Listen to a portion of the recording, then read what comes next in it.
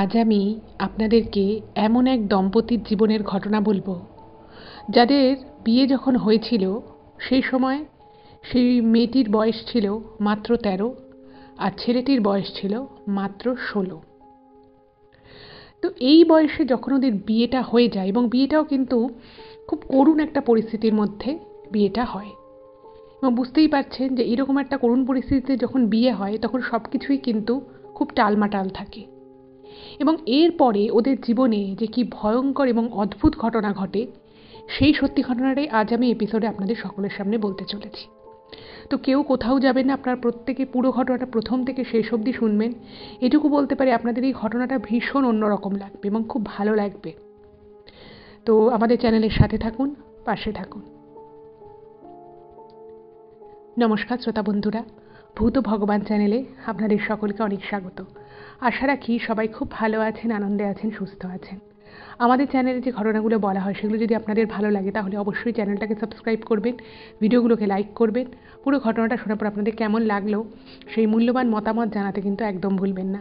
আর আপনাদের জীবনে বা আপনাদের পরিচিত কোনো মানুষের জীবনে যদি এরকম কোনো ভৌতিক, অলৌকিক, দৈবিক, অতিজাগতিক কোনো ঘটনা ঘটে থাকে তাহলে সেগুলো কিন্তু আপনারা আমাদের কাছে লিখে পাঠিয়ে দিতে পারেন। তার জন্য আপনাদেরকে আমাদের চ্যানেলের ডেসক্রিপশানে যেতে হবে। দেখবেন সেখানে আমাদের ইমেল আইডি মেনশন আছে। তো সেই ইমেল আইডিতে ইমেল করে আপনারা আপনাদের সেই ঘটনা আমাদের কাছে কিন্তু অনায়াসে পৌঁছে দিতে পারেন। আর তো রিকোয়েস্ট করবো, যদি সম্ভব হয় কাইন্ডলি আপনারা আমাদের চ্যানেলের এই ভিডিওগুলোকে আপনাদের ফ্রেন্ড এবং ফ্যামিলির মধ্যে একটু শেয়ার করে দিন।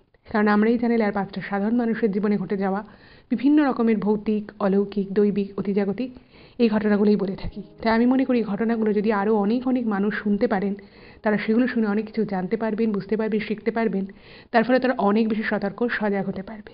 তো চলুন বন্ধুরা, আমি আজকের ঘটনা আপনাদের সামনে উপস্থাপনা করা শুরু করছি। এখন আমি যে ঘটনাটা আপনাদেরকে বলতে চলেছি সেই ঘটনাটা পৃথা আমাদেরকে লিখে পাঠিয়েছে। এবং পৃথা যে ঘটনাটা লিখেছে সেই ঘটনাটা ও কিন্তু ওর মামির থেকে শুনেছিল। ওর মামি এক গ্রামে থাকতেন বিয়ের আগে। তো সেই মামি যেখানে থাকতেন সেই গ্রামেরই কিন্তু এই ঘটনাটা। এবং যখন এই ঘটনাটা ঘটে, এই ঘটনাটা কিন্তু আজ থেকে বেশ কয়েক বছর আগেকার ঘটনা, অনেক বছরই আগেকার ঘটনা বলতে পারেন। কারণ সেই সময় ওর মামি নিজে কিন্তু খুব ছোট ছিল। তো সেই সময় ওর মামির গ্রামেতেই এই ঘটনাটা ঘটেছিল। এবং এই ঘটনার সাক্ষী কিন্তু অনেকেই আছে, যারা হয়তো বর্ধমানের সেই গ্রামের থেকে শুনছেন আমাদের এই চ্যানেলের ঘটনাটা, তারা হয়তো কেউ কেউ ঘটনাটা মনেও রাখতে পারে। তো যদি আপনাদের কারোর এই ঘটনাটা আগে শোনা থাকে বা জানা থাকে সেই গ্রাম থেকে, তাহলে কিন্তু অবশ্যই কমেন্টে লিখবেন। তো প্রথমে আমি ঘটনা সম্পর্কিত কিছু কথা আপনাদেরকে বলে নেব, তাহলে আপনাদের ঘটনাটা বুঝতে সুবিধা হবে, আমারও আপনাদেরকে বোঝাতে সুবিধা হবে।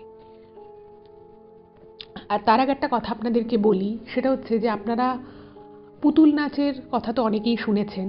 এখন হয়তো শহরের দিকে এই পুতুল নাচের আসর খুব একটা আসে না বা বসে না, কিন্তু গ্রামগঞ্জের দিকে হয়তো এখনও পুতুল নাচের একটা প্রথা আছে। এবং আমার মনে আছে আমি অনেক ছোটোবেলায় পুতুল নাচ দেখতে গেছিলাম মায়ের সাথে। তো এই ঘটনাটার সাথে এই পুতুল নাচ ব্যাপারটা কিন্তু খুব ওতপ্রোতভাবে জড়িয়ে রয়েছে। তো সেই জন্য আমি ঘটনাটা আপনাদেরকে বললাম। এবার আমি চলে যাব এবার মূল ব্যাপারটায়। প্রথমে আমি কিছু কথা আপনাদেরকে বলে নিই। সেটা হচ্ছে এই আজকের ঘটনাটি যিনি পাঠিয়েছেন তার মামি যে গ্রামে থাকতো সেই গ্রামেই একটা খুবই হতদরিদ্র পরিবার থাকতো। হতদরিদ্র পরিবার মানে কেন বলছি, তার কারণটা হচ্ছে মেইনলি সেটা হচ্ছে যে পরিবারে পয়সা কড়ি তো খুব একটা ছিল না, সেটা আলাদা ব্যাপার। কিন্তু ওই বাড়িতে মানে ওই ফ্যামিলিতে আর কি 3 ছেলে আর 2 বোন একসাথে থাকতো। 3 ছেলেরই বিয়ে হয়ে গেছিলো, ওই 2 বোনেরও কিন্তু বিয়ে হয়ে গেছিল। এবার ওই বাড়িতে যে বড় ছেলে ছিল, তো সেই বড় ছেলে ঘরে এক মানে তার স্ত্রী তার মেয়ে থাকতো। এবার কিছুদিন পরে যখন মেয়েটার বয়স প্রায় 6-7, তো সেই সময় হঠাৎ করে ওই বাড়ির বড় ছেলে, এমনিতে খুবই গরিব ছিল, মানে টুকটাক কাজকর্ম করতো, কোনোভাবে দিন কাটতো। পুরো ফ্যামিলিতে একসাথেই খাওয়া দাওয়া সব কিছু ছিল, মানে একান্নবর্তী পরিবার ছিল। আর যেহেতু আগেকার দিনের বেশিরভাগ পরিবারই একান্নবর্তী ছিল, তো স্বাভাবিকভাবে এই পরিবারটাও ছিল, যাদের আর্থিক সঙ্গতি একেবারেই ছিল না। কখনো কখনো এরকমও হতো যে ওরা একবেলা না খেয়ে থাকতো পুরো ফ্যামিলি। তো যাই হোক, তো মেয়েটার যখন ওরকমই 7-8 বছর বয়স, হঠাৎ করেই ওই বাড়ির বড় ছেলে যে সে নিরুদ্দেশ হয়ে যায়। অনেকভাবে তার খোঁজ খবর করার চেষ্টা করা হয়, কিন্তু তার খোঁজ কোনোভাবে পাওয়া যায় না। এবং পরবর্তী সময়ে মানে 1 বছর ধরে যখন বিভিন্ন জায়গায় খোঁজ খবর করা হয়, কোনোভাবে বাড়িতে কাউকে কিছু বলে যায়নি, কেউ জানে না সে কোথায় গেছে। তো বাড়ির লোক একটা কানাঘুষো খবর পায় যে উনি কোথাও গেছিলেন এবং সেখানে উনি মারা গেছেন। ঠিক আছে, যাই হোক, তো সেইটাকেই ধরে এবার পরিবার পুরো চলতে থাকে। পরিবারে যে বাকি যে 2 ছেলে রয়েছে, যে 2 বোন রয়েছে, তারাও কোনো রকমে কষ্টে সৃষ্টি নিজের সংসারটা চালায়। এবার এই বড় ছেলের এভাবে নিরুদ্দেশ হয়ে যাওয়ার পরে সে যাও বা কিছু একটু 2 পয়সা রোজগার করতো, এবার সেটাও বন্ধ হয়ে গেছে। এবার এদের এই মানে ওই বড় ছেলের বউ আর তার মেয়েকে কারা খাওয়াবে, কারা তাদের ভরণ পোষণের দায়িত্ব নেবে, এটা নিয়ে কিন্তু পরিবারে একটা অশান্তি শুরু হলো। যখন 1 বছরটা মোটামুটি তাও কোনোভাবে চলেছে, 2টো ডাল ভাত খেয়ে চলেছে, এবার পরিবার থেকে বলল যে আমাদের নিজেদেরই সংসার চলে না, তোমাদেরকে আমরা কি করে টানবো, তোমাদেরকে টানা আমাদের পক্ষে সম্ভব নয়। এবার তখন বউটিও ভাবলো যে সত্যিই তো, তারা কি করে কি করবে। তো বউটি তখন বলল, ঠিক আছে, আমার মেয়েটাকে একটু দেখো, আমি এবার কাজ করব। তো অনেক বছর আগেকার কথা আমি বলছি, তো তখন তো এত কাজের অপরচুনিটিও ছিল না, অফিস দপ্তর এত কিছুই ছিল না। তো উনি তখন কি করলেন, যেহেতু গ্রামের দিক, প্রচুর ধানি জমি রয়েছে, ওদের ছিল না, কিন্তু অন্যের ধানি জমিতে উনি একটু কাজ করতেন। তো ওখানকার যারা একটুখানি বিত্তশালী অভিজাত বাড়ি ছিল, সেই বাড়িতে হয়তো রান্নার লোকের মানে সবার বাড়িতেই তো কাজের লোক রয়েছে, মানে বড় লোক যে বাড়িগুলো রয়েছে তাদের বাড়িতে কাজের লোক রয়েছে। এবার কোনো সময় হয়তো সেই বাড়িতে লোকজন আসবে, তো এই বউটি সবাইকে গিয়ে বলে আসতো, মানে একটু অভিজাত বড়লোক বাড়ি যেগুলো ছিল, যে তোমাদের বাড়িতে যদি কখনো কোনো কাজের দরকার পড়ে আমাকে একটু ডেকো।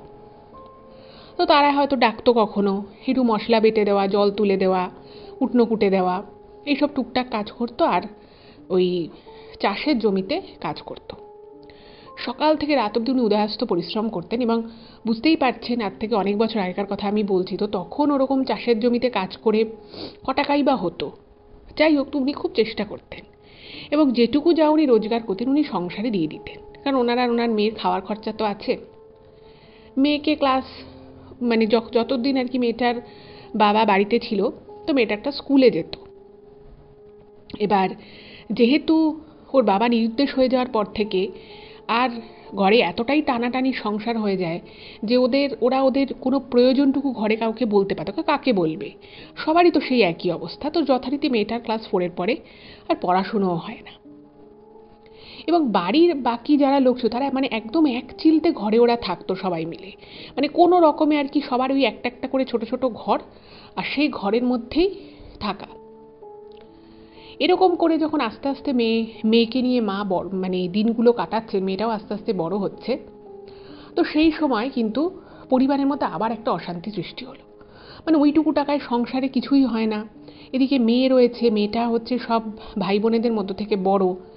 এবার ভাবছে যে এই মেয়েটা যদি এখন এই পরিবারে থাকে তাহলে পুরো পরিবারের অসুবিধে। তার কারণ হচ্ছে তখনকার দিনকাল মানুষের মধ্যে তখন কিছু কিছু সংস্কার ছিল, সেটাকে মানে সংস্কার বলবো বা কুসংস্কার যাই হোক, তো তারা ভাবছে যে এই মেয়েটার বাবা তো মানে নিরুদ্দেশ হয়ে গেছে, ওরা কানাঘুষো খবর পেয়েছে যে মারা গেছে, কিন্তু সেটা সত্যি না মিথ্যে সেটাও কেউ জানে না। এবার ভাবছে যে এই মেয়েটা আস্তে আস্তে বড় হচ্ছে, মেয়েটাকে 2 দিন পরে বিয়ে দিতে হবে। এবার বিয়ে দেওয়া মানে একটা বিশাল খরচা, কিছু না হলেও লোকজনকে কিছু বলতে হবে, গয়নাগাটি দিতে হবে, দাবি দেওয়া থাকতে পারে, তখনকার দিনকাল আর কি। তো তারা ভাবছে যে না, এই মা মেয়েকেই বাড়ি থেকে সরাতে হবে। যদি এই মা মেয়েকে বাড়ি থেকে না সরানো যায়, এর পরবর্তী সময় বাকি যে 2 ভাইয়ের যে ছেলে মেয়ে রয়েছে, বোনেদের যে ছেলে মেয়ে রয়েছে, তাদের বিয়ের ক্ষেত্রে খুব অসুবিধে হবে। কারণ এই মেয়ে যদি অবিবাহিত থাকে, এদের যখন বাকি ভাই বোনেদের যখন সম্বন্ধ আসবে, সেখানে একটা প্রভাব পড়তে পারে। আগেকার দিনে এগুলো খুব মানা হতো যে বাড়ির আগে বড়োর বিয়ে হবে, তারপরে বাকিদের বিয়ে হবে, এরকম প্রচুর কিছু ব্যাপার ছিল। এবার তারা তখন তলে তলে একটা ষড়যন্ত্র করে যে মা মেয়েকে সরাতে হবে। এবার ঘটনা হচ্ছে যে একটা সমাজের মধ্যে তো সবাই থাকে, তখনও ছিল। এবার ফট করে তো আর রাতারাতি সেই মা মেয়েকে কোথাও সরিয়ে দেওয়া যায় না, তাই না? এবার মা মেয়েকে যদি ফট করে সরিয়ে দেওয়া হয়, তবে কী বলে সরানো হবে? কিছু তো বলতে হবে। কিছুই বলার নেই। এবার তখন ওরা ভাবলো যে ঠিক আছে, এই মেয়েটা এবার বড় হচ্ছে, যা করার এর মধ্যেই করতে হবে। তো তারা তখন হঠাৎ করেই একদিন মেয়েটির মাকে বলে যে দেখো, আমরা তুমি যা রোজগার করে আমাদেরকে যেটুকু যা দাও, তাতে আমাদের কিন্তু তোমাদের জন্য যা আমাদের খরচাপাতি হয় সেটা মোটামুটি তার খুব কম অংশই কিন্তু তুমি সেই টাকা দাও। তুমি মেয়েকে নিয়ে এতদিন রয়েছো ঠিক আছে, কিন্তু আমরা ওরা নাকি বাড়িতে একজনকে ডেকেছিল সেটা বলে, এবং সে নাকি বলেছে যে এই যে তোমাদের যে বড় ভাইয়ের যে মেয়ে রয়েছে, বড় দাদার যে মেয়ে, এই মেয়ের লক্ষণ খুব একটা ভালো না, এই মেয়ের লক্ষণ ভালো না, এবং এই মেয়েকে যদি তোমরা বাড়িতে রাখো, বাড়িতে কারোর ভালো হবে না, এই মেয়েকে বাড়িতে রাখা যাবে না। তো তখন বাকি আর কি যারা দুই ভাই ছিল, তারা, তাদের বউরা, তারপরে যে দুই বোন ছিল ওনার বরের, তারা সবাই মিলে বলে যে অনেক হয়েছে, তোমরা এবার নিজেদেরটা বুঝে নাও, তোমরা কোথাও চলে যাও, অন্য কোনো গ্রামে চলে যাও, কি তুমি তোমার বাপের বাড়ি চলে যাও। তোমার ওই বউটার আর কি বাপের বাড়িতে তার দুই ভাই ছিল, বলছে তুমি ভাইয়ের ঘরে চলে যাও।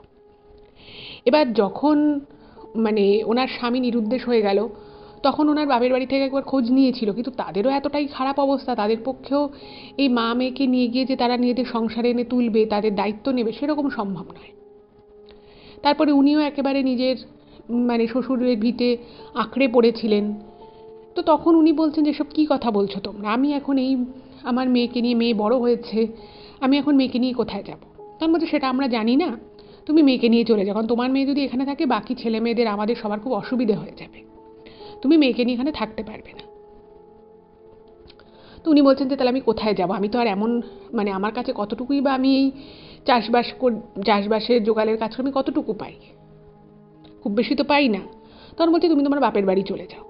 এবার বাপের বাড়িতে উনি যখনকার ঘটনা আমি বলছি, তখন মেয়েটির বয়স হচ্ছে 12, ঠিক আছে। তো 4 বছর উনি এইভাবে কষ্ট করে শ্বশুর ভিটে একেবারে আঁকড়ে পড়ে উনি ছিলেন। বলছে যে 4 বছর হয়ে গেছে, আমি এখন যদি মেয়েকে নিয়ে যাই, মেয়ের আর কদিন পরে 13 বছর বয়স হবে, তো আমি এখন মেয়েকে নিয়ে গিয়ে কোথায় উঠবো। তখন বলছে সেটা আমরা জানি না, তুমি তোমার বাপের বাড়িতে যাও, শ্বশুর বাড়িতে তো এতদিন রইলে, তোমার বড় আজ বেঁচে নেই, তো আমাদের পক্ষে সম্ভব নয়। এবারে ভদ্রমহিলার না খুব খারাপ লাগলো, ঠিক আছে। তো উনি তখন বললেন যে না, আমি আমার মেয়েকে এইভাবে নিয়ে কোথাও যাব না, কারণ উনি একটা জিনিস বুঝে গেছিলেন যে উনি যদি একবারই বাড়ি থেকে মেয়েকে নিয়ে বেরিয়ে যান, ওনার নিজের ঘরটুকু ছেড়ে দিয়ে, হয়তো খুব ছোট্ট ঘর, কিন্তু সেটুকু যদি ছেড়ে উনি বেরিয়ে যান, উনি আর কোনোদিন এই বাড়িতে ঢুকতে পারবেন না। এবং ওনার বাপের বাড়ির অবস্থাও খুবই খারাপ, তারাও খুব গরিব, তাদেরও একদম দিন আনায় দিন খাওয়া মতো অবস্থা, তো সেখানে সে কী করে মেয়ে নিয়ে উঠবে। উনি তখন বললেন যে না, তোমরা আমাকে এইভাবে তাড়িয়ে দিতে পারো না। তো এই বলে প্রচুর একটা পরিবারে অশান্তি সৃষ্টি হলো। এবার দেখুন, তখনকার দিনে না সমাজ ব্যবস্থাটা যেরকম ছিল, সেখানে হয়তো সেই গ্রামের কোনো গণ্যমান্য ব্যক্তি, সে হয়তো একটু পয়সাওয়ালা অভিজাত, তো তাকেই খুব গণ্যমান্য ব্যক্তি হিসেবে ধরা হতো। তো এই ভদ্রমহিলা, তিনি কি করলেন, তিনি ওই যে বাড়িতে আর কি গ্রামের মধ্যে যে বড়লোক বাড়ি ছিল, সেখানে উনি মাঝে মধ্যে কোনো না কোনো কাজে যেতেন। তো ওই বাড়ির যে বউরা ছিল, তারা এই মহিলাকে খুব পছন্দ করতেন, যা বলতো তা করে দিত, তো খুব ভালোবাসতেন। তো উনি তখন কাঁদতে কাঁদতে সোজা ওই বাড়িতে গেলেন, গিয়ে ওখানের যে কর্তামশাই ছিলেন, তো তাকে গিয়ে সব কথা জানালেন। উনি কেঁদে কেঁদে বললেন যে আমি এখন শ্বশুরবাড়ি ছেড়ে কোথায় যাব, আমার পক্ষে তো যাওয়ার জায়গা নেই। এবার তখন ওই এই বউটির শ্বশুরবাড়ির যে লোকজন ছিল, বাকি যে দুই ভাই দুই ননদ, তারা একটুখানি অবাক হয়ে গেল। তারা ভাবতে পারেনি যে ব্যাপারটা নিয়ে উনি ওই গ্রামে ওনাকে সবাই মান্যিগণ্যি করতো, এখনকার মতো তো নয় যে যে যার নিজের নিজের মতো, তখন এরকম ব্যাপারটা ছিল না। তো তারা ভাবছে যে এবার কি হবে। এবার ওই ভদ্রলোক যে কর্তামশাই ছিলেন, তিনি সবটা শুনে ওই মহিলাকে বললেন যে না, তোমাকে তো এইভাবে তো কেউ তাড়াতে পারে না, তো তুমি ওখানেই থাকতে পারো। এবার যাই হোক, তখনকার মতো ব্যাপারটা মিটে গেল, ওনার শ্বশুরবাড়ি থেকেও আর কেউ কিছু বলল না। কিন্তু যে বিষয়টা হলো সেটা হচ্ছে যে আগে যেমন ওনার শ্বশুরবাড়িতে বাকি দুই যে দুই ভাই ছিল, দুই বোন, তারা ওনার সাথে যেটুকু যা কথাবার্তা বলতো বা যেরকম একটা সম্পর্ক স্বাভাবিক ছিল, উনি এই ঘটনার পরে ওই ভদ্রমহিলা খেয়াল করলেন যে ওনাকে আর ওনার মেয়েকে একদম পছন্দ করছে না। মানে ওনাদের জন্য কোনো খাবার থাকতো না, সংসারে সারা কাজকর্ম ওনাকে বেশি বেশি করে কাজকর্ম দিত, ওনার মেয়েকেও প্রচুর সংসারে কাজ করতে হতো, দুবেলা ঠিকমতো খেতে দিত না, এরকম নানান জিনিস ছিল। এবং উনি যখন ওই কোনো বাড়িতে হয়তো কোনো কাজ আছে, উনি লুকিয়ে নিজের জন্য না হলেও মেয়ের জন্য একটু খাবার আনতেন যাতে মেয়েটার পেটটুকু ভরে। এরকম কষ্ট করে উনি বেশ কিছুদিন ওখানে কাটালেন। এবার বেশ কিছুদিন ওভাবে কাটানোর পরে উনি না মনে মনে ভাবলেন যে এভাবে কদিন আজকে কর্তামশাই বলল তাই ব্যাপারটা মিটে গেল, আবার হয়তো দুদিন পরে এটা নিয়ে অশান্তি হবে, আবার হয়তো আমি কর্তামশাইয়ের কাছেই আসবো, তখনও কি আদৌ মিটবে সমস্যাটা? এর উপরে উনি মনে মনে খুব দুঃখ পেলেন। তো সেই সময় ওই কর্তামশাইয়ের বাড়িতেই একজন ভদ্রমহিলা ছিলেন, ওই পরিবারেরই সদস্য। তো তিনি এনাকে খুব ভালোবাসতেন, এই ভদ্রমহিলাকে। তো ওনাকে তখন বললেন যে দেখো, তোমাকে আমি একটা কথা বলি, আমি জানি না তুমি কথাটা শুনতে পারবে কিনা বা তুমি কথাটা রাখতে পারবে কিনা। তখন বলছে কি? তখন বলছে তুমি একটা কাজ করো, তোমার তো শ্বশুরবাড়ির লোকেরা খুব একটা ভালো নয়, আর এই যে তোমাকে যে কথাটা বলেছে যে তোমার মেয়ের লক্ষণ ভালো না, এগুলো সব বাজে কথা। উনি বলে দিলেন যে এটা বাজে কথা, ওরা হয়তো তোমার দায়িত্ব আর নিতে চাইছে না। তো দেখো, আমি মানে আমাদের আর কি বাড়িতে বলছে, তোমাকে ধরো কখনো রাত দুপুরে বাড়ি থেকে তাড়িয়ে দিল বা কিছু একটা অশান্তি হলো, তুমি হয়তো এখানে 2-3 দিন থাকতে পারবে মেয়েকে নিয়ে, কিন্তু তোমাকে আমি মেয়ে সমেত তো এখানে এইভাবে বাড়িতে রাখতে পারবো না, তবে তোমাকে আমি একটা বুদ্ধি দিতে পারি। তখন বলছে কি বুদ্ধি? তখন বলছে যে তুমি একটা কাজ করো, আমি তোমাকে যতটা পারবো সাহায্য করব, শাড়ি ছোটোখাটো জিনিসপত্র দিয়ে তুমি মেয়ের বিয়ের ব্যবস্থা করো। তোমার মেয়ের তো 13 বছর বয়স, তুমি হয়তো খুব ভালো সম্বন্ধ পাবে না, সেটা হয়তো তোমার পক্ষে সম্ভব নয়, কিন্তু তুমি অ্যাটলিস্ট এরকম একটা সম্বন্ধ খোঁজো যেখানে তোমার মেয়ে একটা সংসার পাবে, একটা মাথার উপরে ছাদ পাবে, দুবেলা পেট ভরে খেতে পারবে। উনি বলছে তুমি একটা এরকম দেখো, আর তারপরে তুমি তোমার শ্বশুরবাড়িতেই থাকলে, তারপরে আমাদের এখানে তো মানে ওনাদের আর কি জমিদার বাড়ির মতো ছিল, বলছে তুমি তারপরে এখানেও কাজ করে এখানেও থাকতে পারো, কিন্তু তোমার একটা মেয়ে আছে, বয়স্তা মেয়ে, তাকে নিয়ে তো তোমার পক্ষে এভাবে থাকা সম্ভব নয়।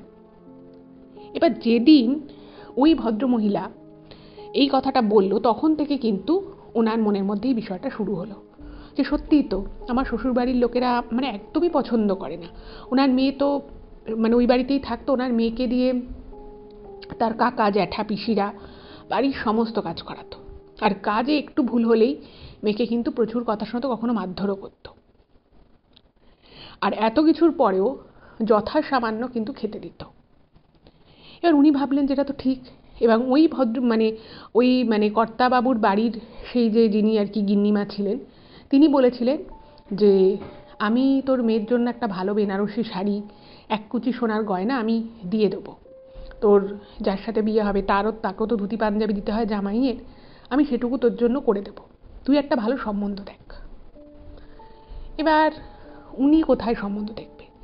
আর সম্বন্ধ দেখবো বললেই তার সম্বন্ধ দেখা যায় না, বিয়ে দেবো বললেই বিয়ে দেওয়া যায় না, তার আগে পরে অনেক কাজ থাকে। তো উনি হন্যে হয়ে মেয়ের বিয়ের জন্য সম্বন্ধ খুঁজতে লাগলেন। গ্রামে একে ধরছে ওকে ধরছে, একে বলছে ওকে বলছে, কিন্তু এতটাই ওরা গরিব ফ্যামিলি থেকে বিলং করতো এবং সবাই জানতো মেয়েটার বাবা নেই, খুবই গরিব, ফলে সেরকম না কোনো সম্বন্ধ উনি পাচ্ছিলেন না। তো এরকম করে খোঁজ করতে করতে উনি একটা বিয়ের আর কি সম্বন্ধ পেলেন পাশের গ্রামে। ঠিক আছে, পাশের গ্রামে একটা সম্বন্ধ পেলেন, এবং সেইখানে ওই যে আর কি যে সম্বন্ধটা ছিল, তো তারা আর কি মধ্যবিত্ত, এবং তাদের ছেলের একটু মানে অবশ্যই তাদের ছেলের বয়স অনেকটাই বেশি, কিন্তু ফ্যামিলিটা খুব সচ্ছল, টাকা পয়সা আছে, এবং তাদের সাথে কথাবার্তা বলে মেয়েকে তারা একদিন দেখে তারা রাজিও হলো।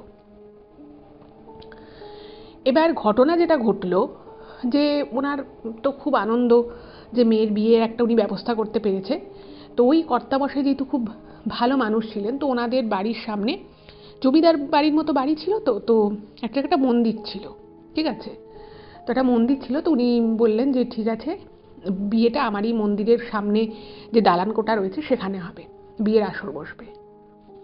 যাই হোক, তো এদিকে ওই মেয়েটির মা সে আর কি খুব আর কি যৎসামান্য টাকা পয়সা জমাতে পেরেছিলেন, এবং সেইটুকু উনি ওই মানে গিন্নিমার হাতে দেন, বলেন যে আমি জানি এই দিয়ে কিছুই হয়তো হবে না, কিন্তু তবুও যেটুকু আমি জমাতে পেরেছি মেয়ের জন্য আমি সেটুকু আপনার হাতে দিলাম, ঠিক আছে। আচ্ছা, এই যে মেয়েটি যার বিয়ে হতে যাচ্ছিল, 13 বছর বয়স তখন, এই মেয়েটির নাম ছিল কুসুম, ঠিক আছে। তো কুসুমের বিয়ের জন্য ওই টাকাটা উনি দেন। বাকি মেয়ের বিয়ের শাড়ি, ছোট ছোট দুটো সোনার কানের দুল, একটা অত্যন্ত পাতলা, যাই হোক মানে ওই গিন্নিমা তাও দয়া করে একটা হার দিয়েছিলেন, হ্যাঁ, রূপোর উপরে সোনার জল করা একটা পাতলা হার, আর দুটো কানে সোনার দুল, সব উনি রেডি করে রেখেছে। এবার যেদিন বিয়ে হবে সেদিন সকালবেলা হঠাৎ করে কোনোখানে কিছু নেই, মানে এই যে সম্বন্ধটা ঠিক হয়েছিল কুসুমের জন্য, সেটা কিন্তু কুসুমের মা তার যে মেয়ের যে হবু শ্বশুর বাড়ি তাকে কিন্তু সমস্তটা বলে দিয়েছিল যে ওদের এই অবস্থা, এবং ওরা দেখতেও এসেছিল। তখন সব কিছু ঠিক থাকলেও হঠাৎ করেই বিয়ের দিন সকালবেলা ওরা খবর পাঠায় যে ওদের কিছু নগদ টাকা লাগবে, নগদ টাকা লাগবে। এবং এই কথাটা যখন শোনে কুসুমের মা, উনি মানে আকাশ থেকে পড়েন, এবং ওনার একবারে যাকে বলে পায়ের তলা থেকে মাটি সরে যায়। উনি হতভম্ব হয়ে ভাবতে থাকেন যে উনি কী করে এবার টাকা জোগাড় করবেন, কারণ ওনার কাছে তো টাকা নেই। আর যে পরিমাণ টাকার ডিমান্ড করেছে, যে পরিমাণ টাকাটা ওরা পণ আর কি হিসেবে চেয়েছে, সেই টাকাটা ওনার কাছে বিশাল টাকা। মানে সেই টাকাটা যদি উনি কোথাও থেকে ধারও করেন, সেই টাকাটা চোকাতে হয়তো ওনার বাকি জীবন কাজ করলেও হয়তো সেই টাকাটা উনি চোকাতে পারবে না। এবারে তো তখন মানে ওনার মায়ের মানে মানে ভীষণ খারাপ লাগছে, উনি পুরো দিশেহারা অবস্থা। তো কুসুমের মা সঙ্গে সঙ্গে এই কর্তামশাইকে জানিয়েছে। তো কর্তামশাই তখন শুনে বলছে যে সব কিছুই তো ওরা জানতো, জেনে শুনে এই এরকম একটা হতদরিদ্র পরিবারের একটা মেয়েকে যখন বিয়ে করাচ্ছে, ওর বাবা নেই জানে, তো কেন এতগুলো টাকা ওরা, মানে কর্তামশাইয়ের কাছে হয়তো সেই টাকাটা খুব একটা বড় অ্যামাউন্ট নয়, উনি যে কোনো মুহূর্তে দিয়ে দিতে পারেন।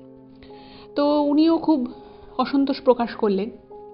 এবং সেই সময় ওই গিন্নিমা যিনি ছিলেন, তো তিনি তখন বললেন যে কুসুম, সবই তো হয়ে গেছে বিয়ের ব্যবস্থা, তো যদি তোর মনে হয় তাহলে, মানে ওরা ওদের একটা দয়া মায়া হয় যে মেয়েটার বিয়ে সমস্ত কিছু ঠিকঠাক হয়ে গেছে, তো ওরা তখন রাজি হয় টাকাটা দিতে। ওরা বলে যে ঠিক আছে, আমরা টাকাটা দিয়ে দিচ্ছি, তো তার বদলে ও মানে কুসুমের মা আর কি এখানে 24 ঘন্টা থাকবে, কাজকর্ম করবে, সেই হিসেবে উনি টাকাটা দিতে রাজি হয়।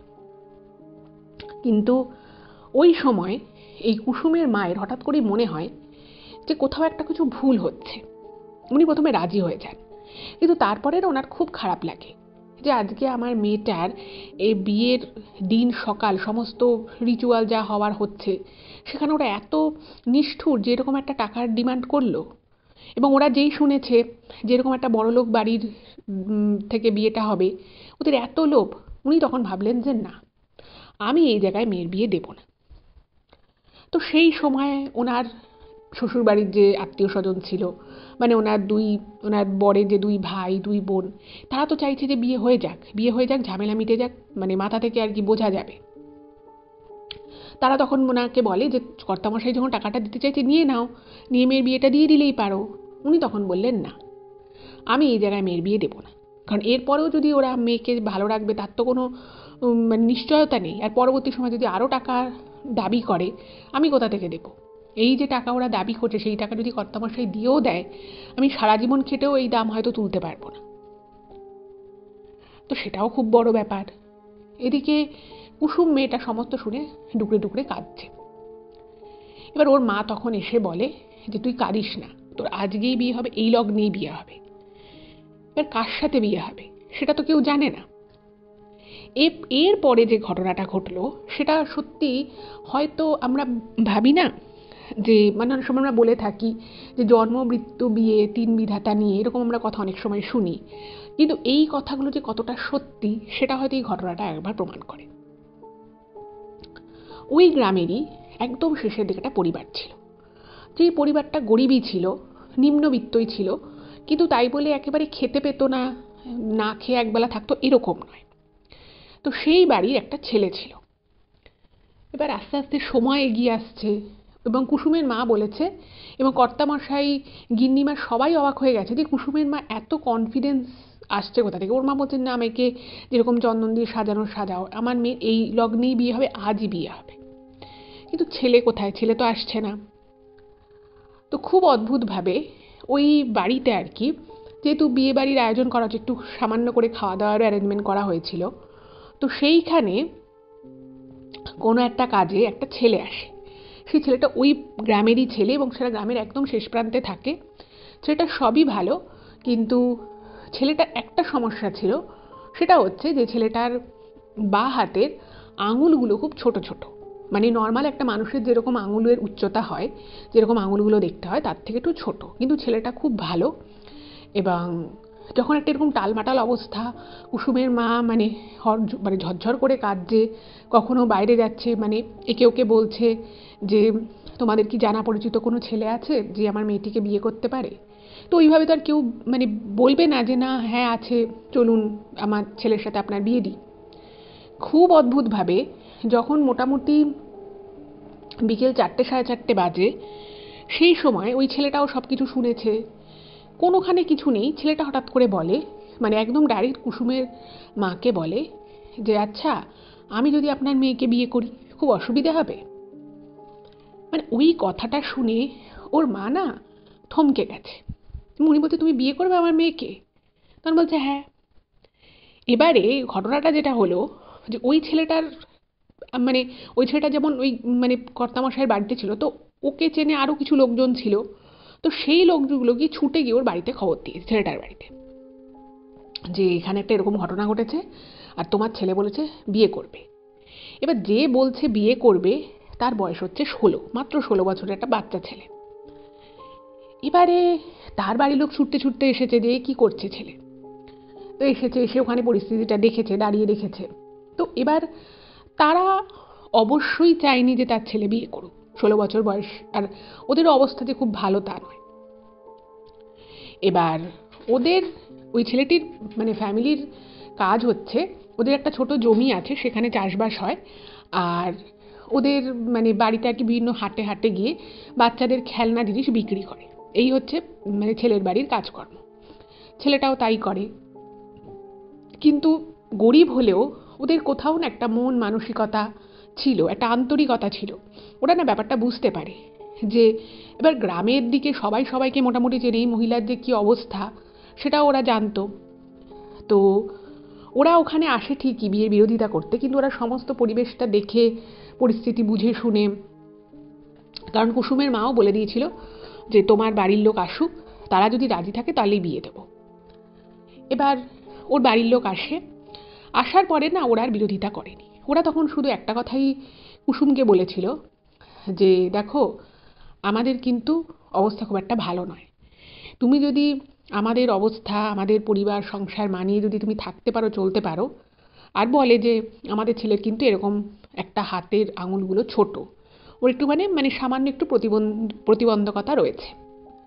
তো বলছে তুমি যদি থাকতে পারো তাহলে আমরা কিন্তু এই বিয়েতে বাধা দেব না, কারণ বুঝতে পারছি তোমার সাথে যেটা হয়েছে সেটা খুব খারাপ হয়েছে। তোমার মাকে আমরা আজকে থেকে দেখছি না, বহু বছর থেকে দেখছি। উনি এত কষ্ট করে এত কিছু আয়োজন করেছেন, গিন্নিমা, তারপরে কর্তামশাই, এনারাও মানে কষ্ট করেছে মেয়েটার যাতে বিয়ে হয়ে যায়।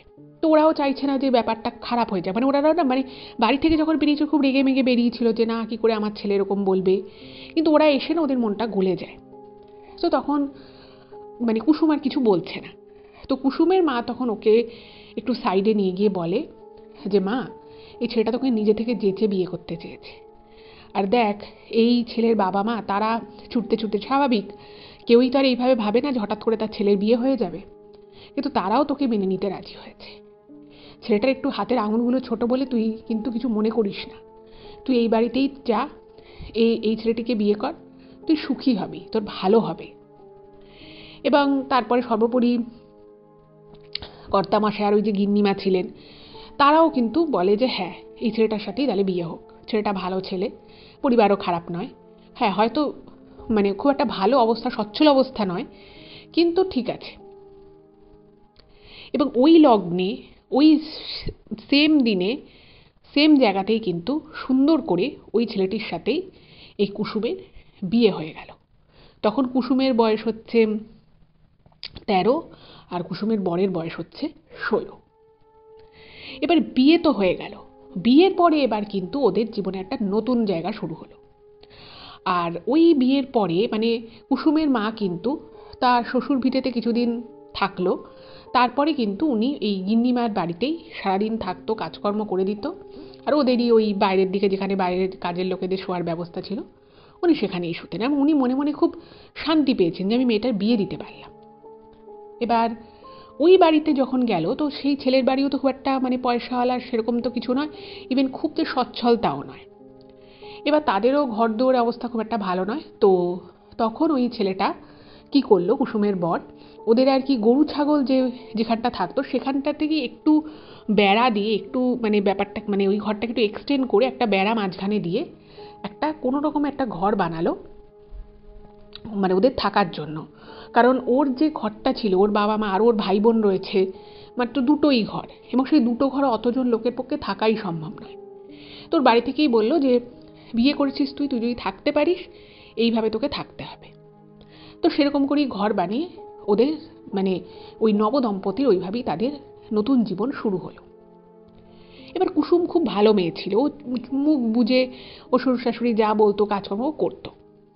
এবার কুসুমের বরকে তার বাবা মা বলে দিল যে তুমি যখন নিজের ইচ্ছেতে বিয়ে করেছো, এবার তুমি নিজে রোজগার করা শুরু করো। মানে ও কাজ করতো, কিন্তু ওর বাবা হয়তো ওকে কিছু জিনিস কোনো জায়গা থেকে এনে দিল, ও হয়তো হাটে গিয়ে সেটা বিক্রি করতো। এবার বললো যে তোমাকে কিন্তু এবার রোজগার বাড়াতে হবে, তুমি একটা মেয়েকে বিয়ে করে এনেছো, তার দায়িত্ব রয়েছে, তোমাকে কাজকর্ম করতে হবে।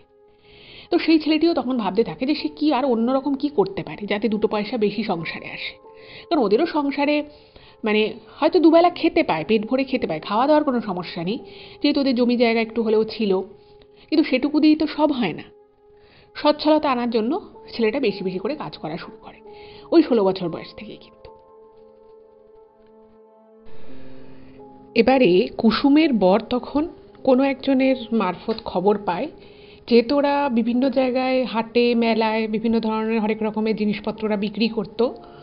তো কুসুমের বর ভাবছিল এই যে কী করে একটু রোজগারপাতি বাড়ানো যায়, এক্সট্রা কিছু করা যায় কি না। তো একজনের মারফত ওনারা খবর পায় যে রাজস্থানের যে জয়পুর রয়েছে সেখানে খুব ভালো ভালো পুতুল পাওয়া যায়, এবং সেই পুতুলগুলো মানে আমাদের পশ্চিমবঙ্গে যেরকম পুতুল পাওয়া যায় বা কাঠের পুতুল, তার থেকে অনেকটাই আলাদা। সেই পুতুলের সাজ পোশাক সব কিছু খুব আলাদা। আর বিভিন্ন জায়গায় যে পুতুল নাচ হয়, তো সেই সময় তো পুতুল নাচ অনেক জায়গাতেই হতো। তো সেইখানেও এই পুতুলগুলো যদি শিখে আসতে পারে ও রাজস্থান থেকে, বা ওখান থেকে নিয়ে আসতে পারে, তাহলে যারা পুতুল নাচ করায় তাদের কাছেও সেই পুতুলগুলো বিক্রি করা যেতে পারে। বা সেই রকম অনেক রকমের পুতুল এনে ভাবলো যে আমিও তো তাদের এরকম পাড়ায় পাড়ায় পুতুল নাচ, গ্রামে গ্রামে গিয়ে পুতুল নাচ দেখাতে পারি, তাহলে দু পয়সা রোজগার বাড়বে। এবার ও তখন মনে মনে ঠিক করলো কুসুমের বর যে ও রাজস্থান যাবে। যথারীতি বাড়িতে বলল। তো তখন বাড়িতে কুসুমের বরের আর কি বাড়ির লোক যারা ছিল তারা বলল যে ঠিক আছে তুমি তাহলে চলে যাও। কিন্তু তার সাথে সাথে এটাও বলে যে যেহেতু ওরাও গরিব মানুষ, সারাদিন সবাই মাঠে ঘাটে কাজকর্ম করে, তো বলে যে দেখো তোমার বউকে তুমি নিয়ে যাও, তুমি হাতে কিছু টাকা পয়সা তোমাকে দিচ্ছি, তুমি বউকে সাথে নিয়ে যাও, কারণ আমরা কেউ সারাদিন বাড়িতে থাকবো না, তোমার বউকে আমরা কি করে পাহারা দেবো, তোমার বিয়ে হয়ে গেছে, তুমি বউকে নিয়ে চলে যাও। তো কুসুমও খুব ভালো ছিল, তো কুসুম বলল যে হ্যাঁ। কুসুমের বর প্রথমে ওকে নিতে চায়নি, বললো যে দেখো আমি যেখানে যাব আমি তো যাইনি কখনো, কোথায় গিয়ে থাকবো কি না করব। তো তখন কুসুমের বর আর কি বলেছিল তুমি কটা দিন তোমার মায়ের সাথে থাকো। তো কুসুম বলল না আমি তোমার সাথে যেতে পারি, কোনো অসুবিধে নেই আমার। তো কুসুমের বর বললো দেখো তোমার কিন্তু অনেক কষ্ট করতে হতে পারে। বললো ঠিক আছে আমি কষ্ট করব। তো যাই হোক, বাড়ি থেকে কিছু পয়সা কড়ি নিয়ে কুসুম আর কুসুমের বর রাজস্থানের জয়পুরের উদ্দেশ্যে বেরিয়ে পড়ল। তো ওরা কোনো রকমের ট্রেন ঠেন করে কুসুম আর ওর বর জয়পুর গিয়ে পৌঁছলো।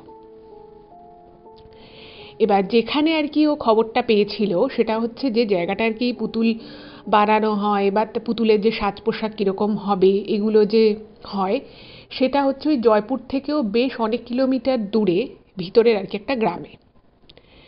তো সেখান থেকে ওরা বাস নিয়ে জয়পুর থেকে ওই গ্রামে গিয়ে পৌঁছয়। এবার ওরা যখন ওখানে গিয়ে পৌঁছয়, তো আপনারা যারা হয়তো রাজস্থান ঘুরতে গেছিলেন, আমিও গেছি, তো ওখানে কিন্তু আমিও প্রচুর এরকম রঙিন রঙিন কাপড় জড়ানো সুন্দর সুন্দর কাঠের পুতুল আমি দেখেছি, আপনারাও হয়তো দেখেছেন। তো ওখানকার পুতুল কিন্তু সত্যিই খুব বিখ্যাত, আর ওখানে বিভিন্ন শো হয়। তো সেই শোগুলো যেগুলো হয় সেখানেও কিন্তু এই পুতুল দিয়ে একটা সুন্দর নাটক মঞ্চস্থ করা হয়, খুব সুন্দর। তো ও তো এর আগে কখনো দেখেনি কুসুমের বর, তো যখন ও গিয়ে দেখে ওর কিন্তু খুব ভালো লাগে বিষয়টা। ও তখন কুসুম আর কুসুমের বর দুজনে মিলে তখন আলোচনা করে যে ওরা এখান থেকে পুতুল কিছু কিনবে এবং কী করে বানায়, কী করে পুতুলকে সাজানো হয় সেগুলো শিখে ওরা দুজনে মিলে, স্বামী স্ত্রী দুজনে মিলে পুতুল নাচের শো করবে বিভিন্ন জায়গায় জায়গায়।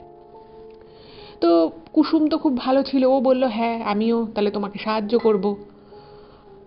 এবারে ওরা সেই সময়টা না খুব কষ্ট করে কাটায়, মানে ওদের কাছে তো আর হোটেলে থাকার মতো পয়সা ছিল না।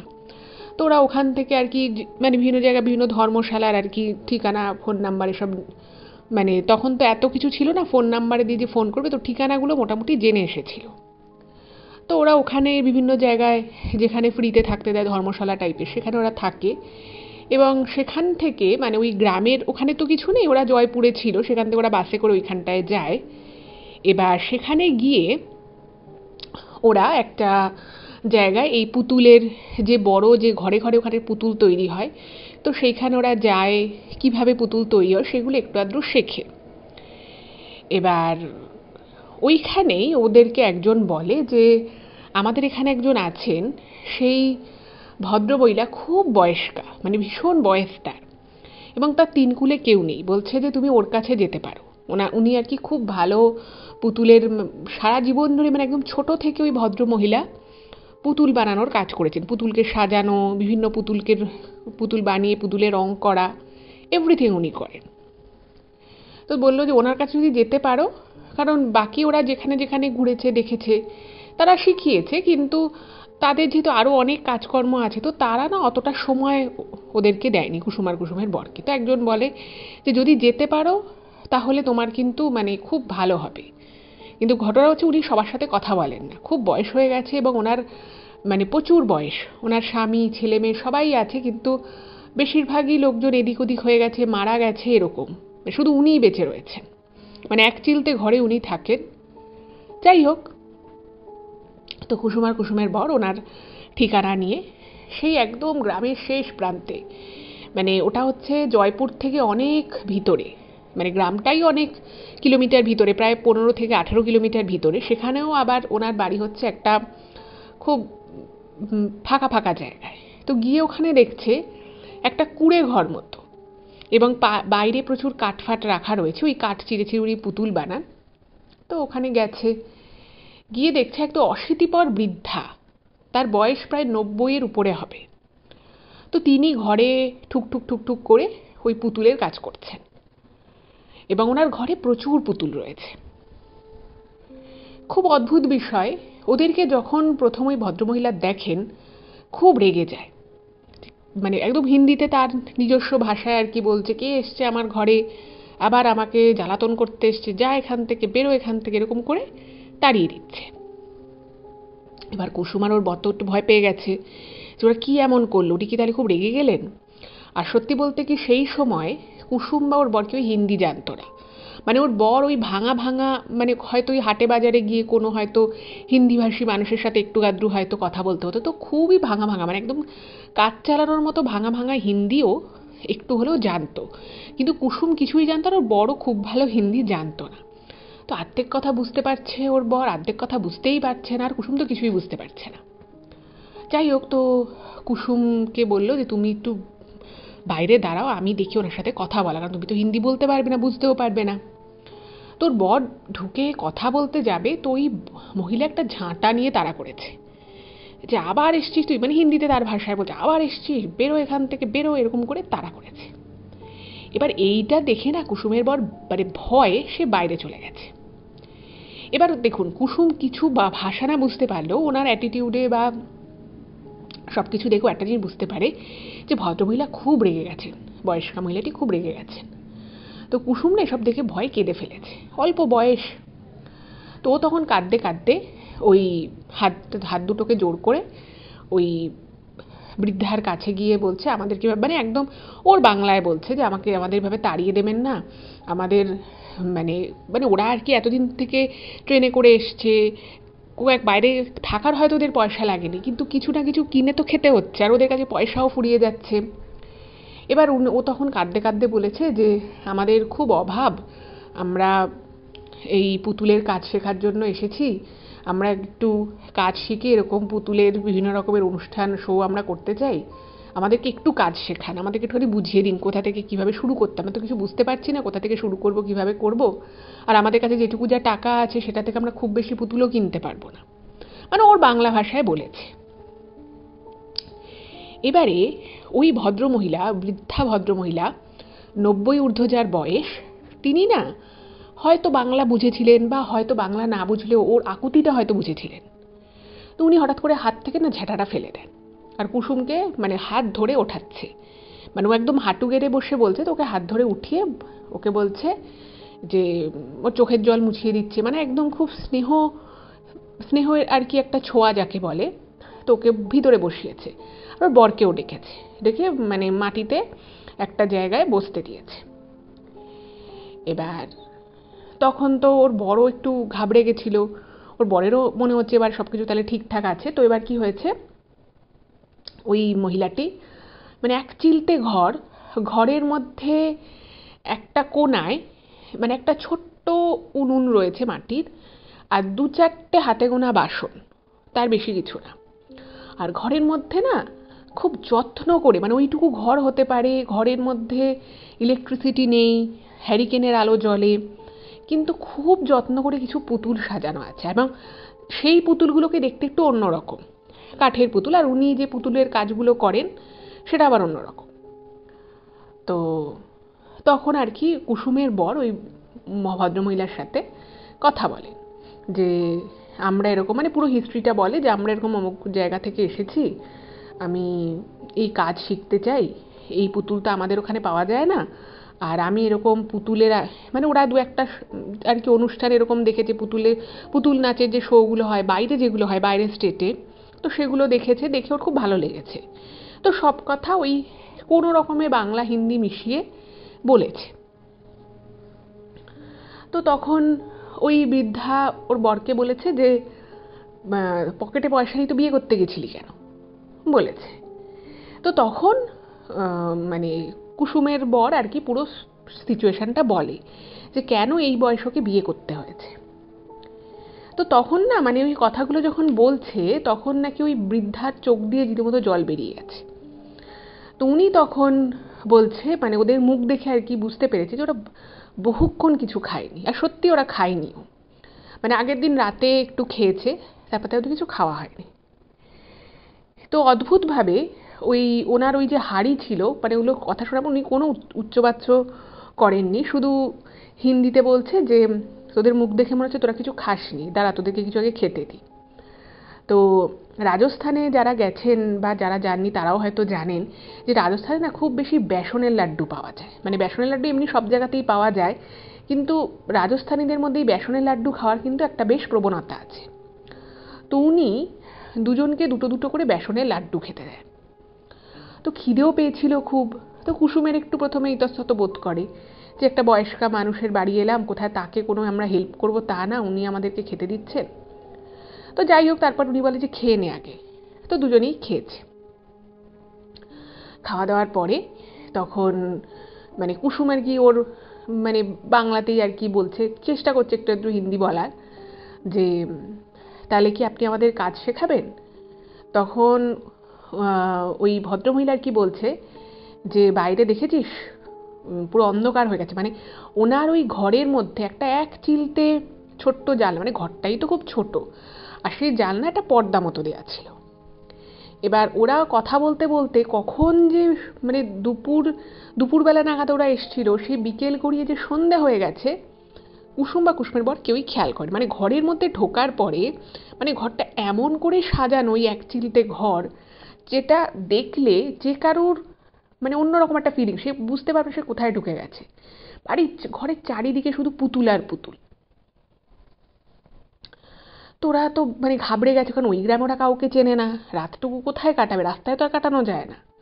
তো এবার কুসুমের বোন না মানে চমকে গেছে, যেভাবে এত বেলা মানে দিনের আলো হলে লোককে জিজ্ঞেস করা যেত কোনো সামনে কোনো মন্দির আছে কি না বা যাই হোক, কিন্তু এরকম বেলা হয়ে গেছে। আর দেখুন তখন কুসুমের বরেরও বেশি বয়স না, 16.5 বয়স, 16.5-17 এরকম বয়স।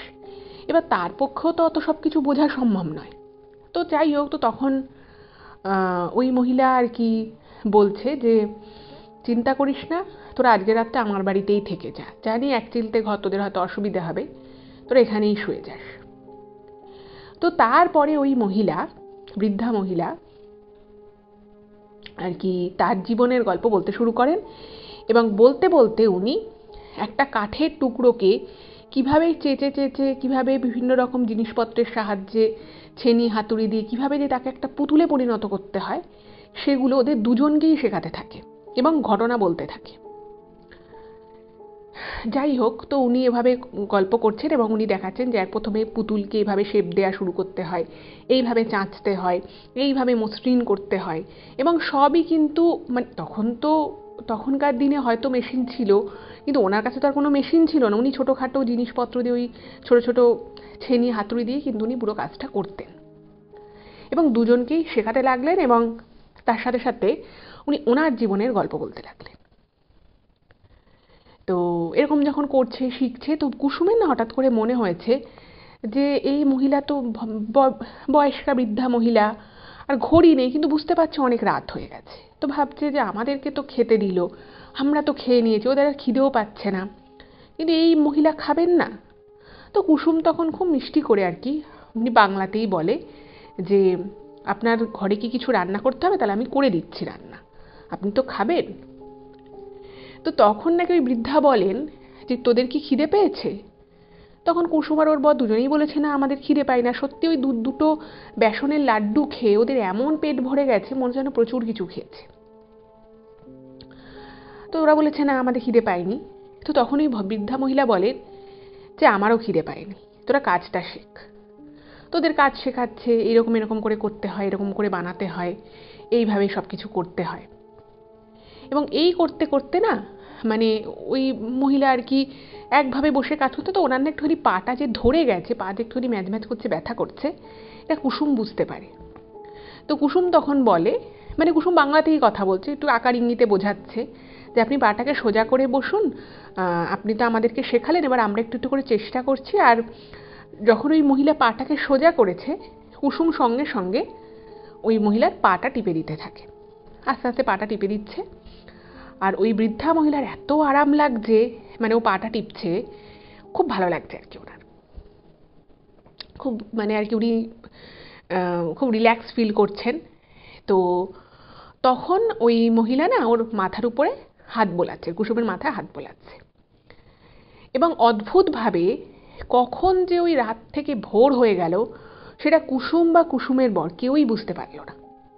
ভোর হয়ে গেল, এবং ওই সারা রাতের মধ্যে আর কি ওরা দুজনেই পুতুল তৈরি কিভাবে হয়, মানে এর আগে ওরা এক জায়গায় দু জায়গায় দেখেছে, বিভিন্ন রকম জেনেছে কিভাবে কি হয়, কিন্তু এত ভালো করে ওদেরকে কেউ শেখায় না, এত সহজ পদ্ধতিতে।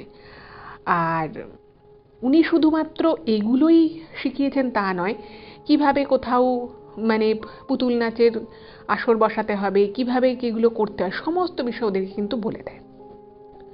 কিভাবে পুতুলকে সাজাতে হবে, বিভিন্ন ছোট ছোট গল্প বলে দেয় ওদেরকে, যে পুতুল নাচের যে একটা তো গল্প থাকে, একটা তো বেস থাকে, যে তার উপরে ভিত্তি করে পুতুল নাচ হবে বা পুতুলের শো হবে, কি করে পুতুলের হাত পা গুলোকে ওপর থেকে সুতো দিয়ে দিয়ে নাড়িয়ে নাড়িয়ে পুতুলের নাচাতে হয় পুতুলকে, কিভাবে পুতুলের মানে একটা সিন বানাতে হয়, একটা নাটক করতে হয়, এই সব কিছুই ওই এক রাতের মধ্যে কিন্তু ওই ভদ্রমহিলা ওদের দুজনকে শিখিয়ে দেয়।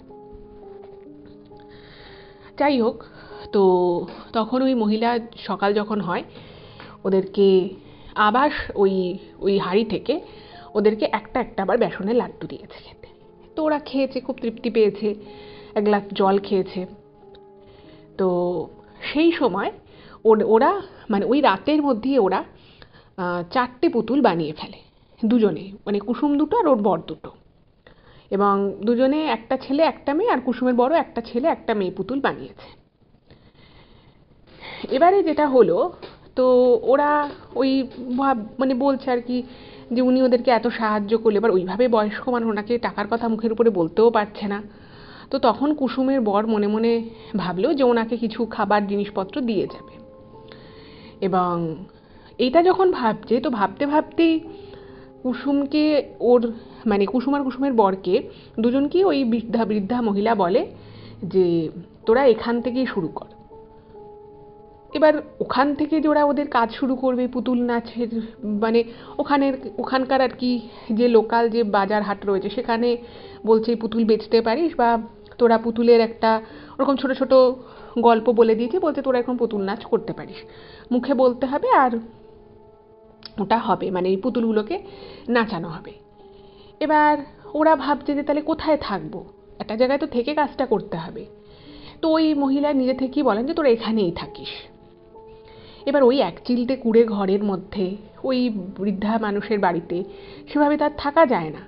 তো তখন ওর বর বলল যে না না ঠিক আছে, হ্যাঁ আমরা এখানে কটা দিন থাকবো, তারপরে আমরা এই গ্রামের অন্যত্র কোথাও চলে যাব। এবং খুব অদ্ভুতভাবে ওরা যখন প্রথম ওখান থেকেই একটা কোনো গ্রামে, জয়পুর থেকে একটু দূরে, তো সেখানে একটা গ্রামে গিয়ে ওরা প্রথম একটা এরকম পুতুল নাচ করে, একটা ছোট্ট গল্প। ওর বর তখনও মানে অত ভালো তো আর হিন্দি বলতে পারে না, ওর কুসুমকে বাংলায় বলে দিয়েছে, ওর শুধু পুতুলগুলোকে সেভাবে নাড়াচ্ছে আর ওর বর গল্পটা বলছে। একটা ওপেন একটা বাজার হাটে এই একটা শো করে ওরা। এবং তাতে ওদের কিন্তু সেই দিন মানে ওরা তো ওইভাবে কারোর থেকে টাকা চার্জ করেনি, একটা বাটির মতো রেখেছিল যে যাদের যাদের ভালো লাগবে তারা ওই পাত্রে টাকা রাখবে। তো সেখান থেকে কিন্তু ওদের একটা বেশ ভালো টাকা হলো। যাই হোক, তো ওরা ভাবলো যে বেশ ভালো টাকা হলো, তো ওরা বাজার থেকে ফল মিষ্টি খাবার দাবার কিছু ওই বৃদ্ধা মানুষটির বাড়িতে নিয়ে যায়। এবং অদ্ভুত বিষয় হচ্ছে যে ওরা যখন বাড়ি থেকে বেরোয়, মানে ওই বৃদ্ধা মানুষটির বাড়িতে থেকে বেরোয়, তখন দেখে যে উনি একটা পুতুলের কাজ সবে শুরু করেছিলেন।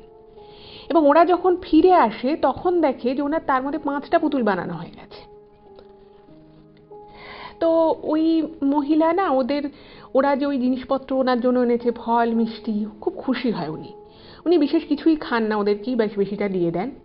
তো এরকম করে ওরা ওখানে দিন 10 থাকে এবং তারপর যখন মোটামুটি ওদের কাছে কিছুটা পয়সা হয়ে যায়, তো ওরা ওখানকারই পাশের আর একটা গ্রামে মানে একটা বাড়ি ভাড়া করে ওখানে থাকা শুরু করে এবং বিভিন্ন জায়গায় জায়গায় ওই পুতুলের অনুষ্ঠান করতে থাকে এবং পুতুল বানিয়ে বানিয়ে ওরা বেচতে থাকে। বেশ ওদের ভালোই পয়সা হচ্ছে। এরপরে হঠাৎ করেই মানে 2 মাস খুব ভালো মতো কেটে যায়, কিন্তু 2 মাস পরে হঠাৎই কুসুমের বর কোনো একটা অজানা কারণে খুব অসুস্থ হয়ে পড়ে, ভীষণ মাত্রায় অসুস্থ হয়ে পড়ে। তো কিছু বুঝতে পারছে না কি করবে, কুসুম কি করবে। তো ও তখন ওই 2 মাসে কোনো রকমে একটু আধটু হিন্দি ভাঙাচোরা বলতে পারে। তো এমনই অসুস্থ হয়ে গেছে ওর বর যে সকালবেলা ঘুম থেকে উঠতে পারছে না। এবার ওর বরকে মানে ডাক্তারখানায় নিয়ে যাওয়া, তাকে ওষুধ খাওয়ানো, সব কিছু কুসুমকে করতে হবে। তখন কুসুমেরও বেশি বয়স না। যাই হোক, তো লোকজনের সাথে কথাবার্তা বলে একটা স্থানীয় জায়গা থেকে কিছু ওষুধ নিয়ে এসে ওর বরকে খাওয়ায়। কিন্তু মানে 4-5 দিন ওদের কাজ বন্ধ, ওরা কাজে বেরোচ্ছে না। ফলে আস্তে আস্তে আস্তে আস্তে পয়সাও শেষ হয়ে যাচ্ছে, কাজ হচ্ছে না।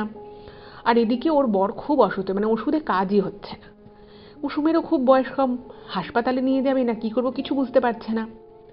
তো কুসুম তখন কি করলো, মানে ও আর কি ওখান থেকে ওই ভদ্রমহিলার, ওই বয়স্কা ভদ্রমহিলার বাড়িটা চিনতো, কিন্তু ওর হাঁটা পথে চিনতো। তো তখন কি করলো, সকালবেলা উঠে ওর বরকে ওষুধ খাইয়ে খাবার খাইয়ে ও অতটা পথ হেঁটে হেঁটে চলে যায়, মানে প্রায় দৌড়তে দৌড়তে ওনার বাড়ি যায়, কারণ ওনাকে ছাড়া ও তো কাউকে সেভাবে চেনে না। তো ওনাকে বলতে গেছে। এবার ওনার কাছে গেছে এবং গিয়ে কুসুম সব কথা জানিয়েছে। এবার শোনার পর তো ওই ভদ্রমহিলা বলছে যে বিশ্বাস কর আমি জানতাম যে তোদের একটা বিপদ হয়েছে। মানে ওই মহিলা বলছে নাকি, বয়স্কা মহিলাটি বলছেন যে আমি জানতাম তোদের একটা বিপদ হয়েছে, আমিও ভাবছিলাম, আমি জানতাম তুই বা তোর বর আমার কাছে আসবি। তখন বলছে আমি কি করবো, মানে ওই কোনো রকম আর কি বোঝাচ্ছে যে আমি কি করব। তো তখন ওই মহিলা একটা এমন জিনিস ওদেরকে বলে যেটা মানে বা যেরকম ঘটনা যে আদৌ ঘটতে পারে এটা কুসুমের ধারণার বাইরে ছিল। ঠিক আছে, ও মানে উনি ওই ভদ্রমহিলা নাকি বলেছিলেন, ওই বয়স্কা মহিলা, তো ওদেরকে সেই প্রথম রাতে উনি যে পুতুল বানানো শিখিয়েছিলেন তার মধ্যে একটা একটা পুতুল ওরা দুজনেই বানিয়েছিল, একটা কুসুম আর একটা ওর বর, যাতে চোখগুলো একটু মানে চোখের যে মানে পুতুলের যে চোখের মণি সেটা একটুখানি মানে বাইরের দিকে তাকিয়ে আছে এরকম। তো উনি তখন প্রত্যেকটা পুতুল হয়ে যাওয়ার পরে উনি মানে এটা কুসুম লক্ষ্য করেছিল যে ওই বৃদ্ধা মহিলাটি পুতুলের কানে কিছু একটা বলছে, মানে একটা কিছু একটা ফিস ফিস করে কিছু একটা বলছে এরকম টাইপের। এবার তখন না কুসুম বা কুসুমের বর কেউই ব্যাপারটা বুঝতে পারেনি যে কি বলছে, ভেবেছে কিছু একটা হবে, ও বুঝতে পারেনি। তো তখন ওই মহিলা বলছে যে তোরা যে পুতুলগুলো তোরা তোর পুতুলগুলোকে ভালোবাসিস তো? তখন কুসুম বলছে হ্যাঁ আমরা খুব ভালোবাসি, মানে ওরা কি যতটুকু বুঝতে পারছে আর কি। তো বলছে হ্যাঁ আমরা খুব ভালোবাসি। তখন বলছে ওই যে তোরা দুটো পুতুল বানিয়েছিলি, যে দুটো পুতুলের চোখ দুটো একটু বাইরের দিকে করা ছিল, বলছে ওই পুতুলগুলোকে আজকে যখন রাতে তোরা শুবি তোদের মাথার কাছে রেখে শুবি, মাথার কাছে রেখে শুবি, এবং ওই যে পুতুল দুটো আছে বলছে এই পুতুল দুটো কিন্তু সাধারণ পুতুল নয়, এই পুতুল দুটোর মধ্যে কিন্তু প্রাণ আছে। মানে ওই যে উনি কানে কানে কিছু একটা বলছিল, মানে ওই বয়স্কা বৃদ্ধা মহিলাটি তিনি না অ্যাকচুয়ালি একটা অন্য রকমের শক্তির অধিকারী ছিলেন, এবং তিনি শুধুমাত্র পুতুল তৈরি করতেন, পুতুল বেচতেন তা কিন্তু নয়, ওনার কাছে একটা এমন ক্ষমতা ছিল উনি কোনো একটা পুতুলের মধ্যে সত্যি সত্যি নাকি প্রাণ প্রতিষ্ঠা করতে পারতেন।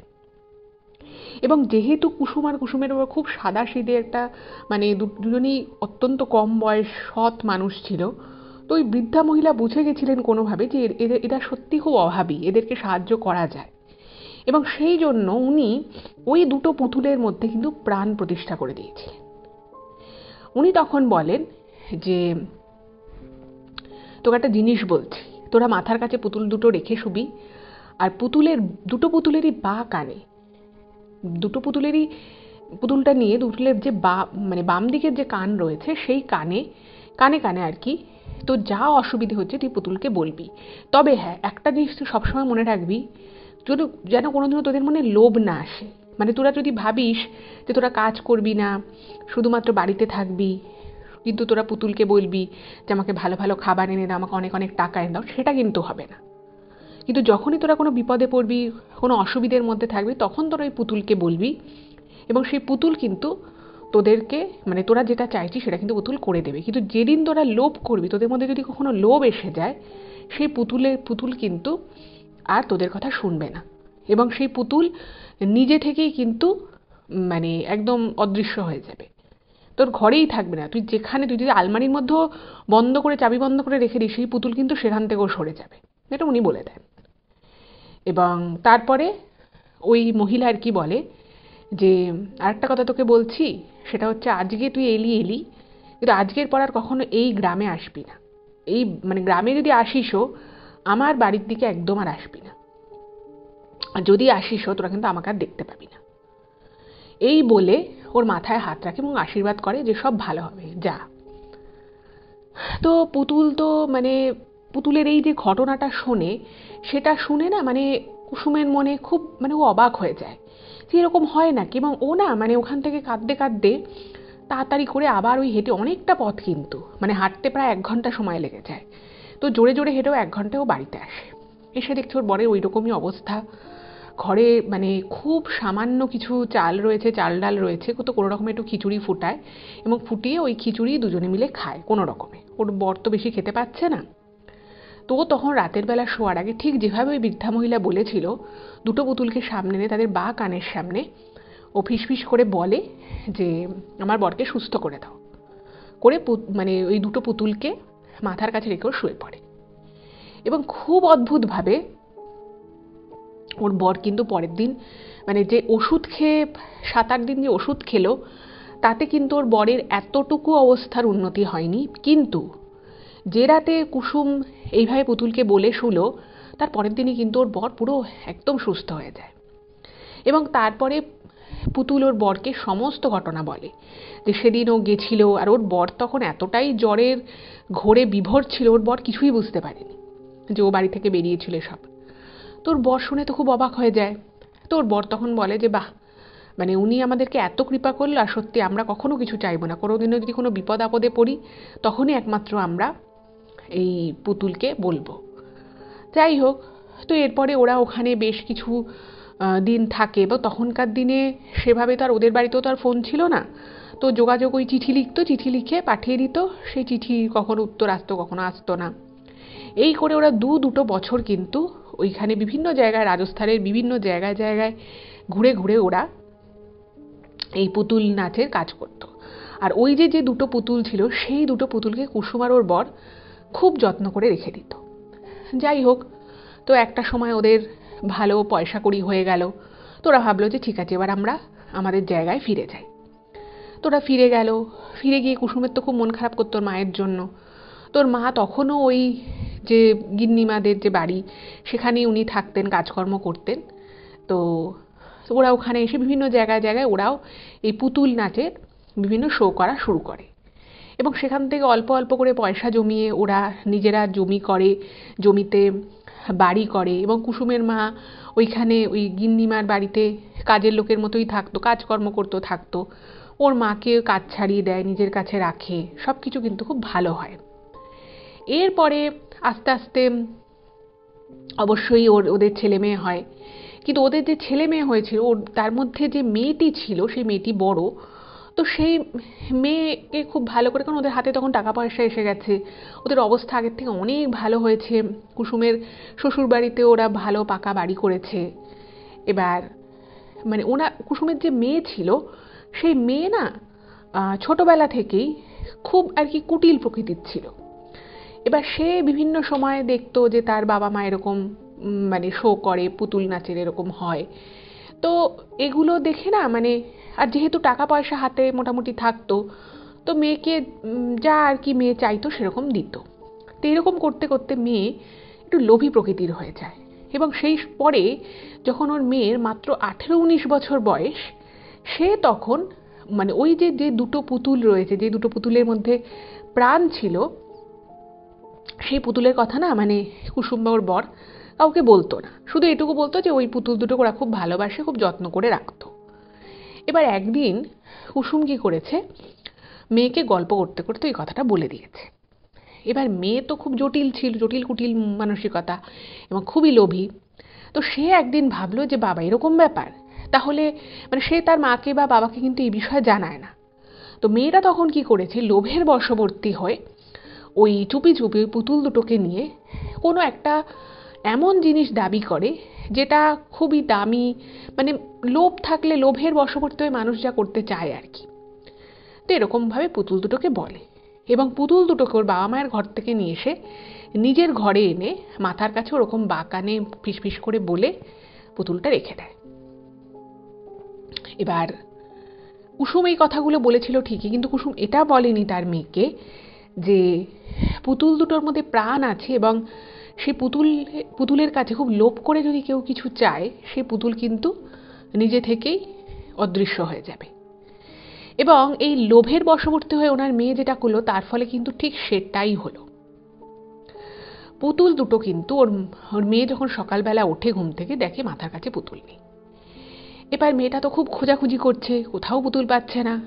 এবার কুসুমেরও চোখ পড়েছে যে ঘরে পুতুল নেই, তো সেও খুঁজছে। এবং তারপরে যখন তার সন্দেহ হয়, মেয়েকে যখন জিজ্ঞেস করে, প্রথমে ওনার মেয়ে অস্বীকার করে, এবং তারপরে যখন স্বীকার করে তখন ওর মা বলতে, তুই কী সর্বনাশ করেছিস, তুই পুতুলকে নিজের লোভের কথা বলতে গেছিস যে তুই আমার এই চাই ওই চাই। এটা তো হওয়ারই ছিল।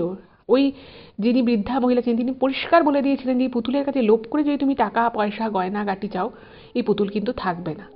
শুধুমাত্র বিপদে আপদে পড়লে তখনই একমাত্র তোমার পুতুলকে যদি স্মরণ করো, পুতুলকে যদি কানে কানে বলো, সে তোমাকে রাতারাতি তার সমাধান করে দেবে।